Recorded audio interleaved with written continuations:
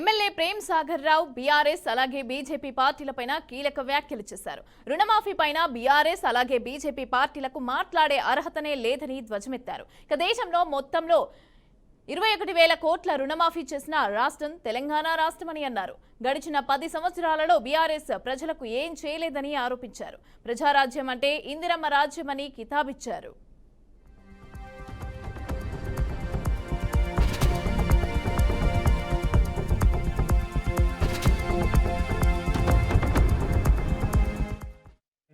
GO కరకట్లట ఆయనకు తెలియకపోతే తెలుసుకోమని చెప్పండి. కరకట్ల జీవో క్యాబినెట్లో చెప్పిన జీవో వచ్చింది, అన్నీ అయిపోయినాయి.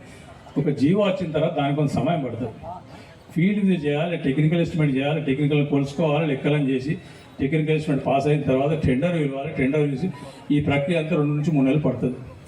ఇప్పుడు అది కూడా అయిపోయింది, ఇంకేమైంది అంటున్నట్టు ఏం చెప్పాలి? నేను చదువుకున్న అజ్ఞానంలో చదువుకున్న మూర్ఖుడా, లేకపోతే ఈ ప్రాంతం గురించి తెలియదు, లేకపోతే ఈ వర్తం గురించి తెలియదు. వాళ్ళకు ఒకటే ఉన్నది, ఎట్లా ఏదో చేసి రాముని పేరు చెప్పో భీముని పేరు చెప్పి ఓట్లు గెలవాలి, సీట్లలో కూర్చోవాలి. చేసేది లేదు. వాళ్ళు రైతుల గురించి మాట్లాడే హక్కు లేదు, దేని గురించి మాట్లాడే హక్కు లేదు. వాళ్ళకి సాధనైంది ఒక్కటే. ఇప్పటివరకు కాంగ్రెస్ ప్రభుత్వం 60-70 సంవత్సరాలు ఏదైతే కంపెనీలు పెట్టి జమ చేసినా అవన్నీ అమ్ముకున్న తప్ప ఇంకేం చట్టగాలకు. హిందువులు కానివ్వండి, క్రిస్టియన్లు కానివ్వండి, ముస్లిమ్స్ కానివ్వండి, దళితులు కానివ్వండి, గిరిజనులు కానివ్వండి, అన్ని వర్గాల ప్రజలను కడుపులో పెట్టుకొని చూస్తున్న పార్టీ కాంగ్రెస్ పార్టీ. మాకు కులాల మతాలు కాదు కావాల్సింది, మాకు కావాల్సింది మానవత్వం.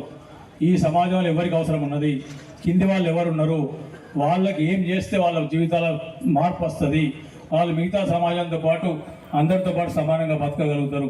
ఆ ఒక్క ఆలోచన దొరుకుతుంటే మా కాంగ్రెస్ ప్రభుత్వం ఇందిరమ్మ రాజ్యం తీసుకొచ్చింది. అంతే, దానికోసమే చేస్తాం.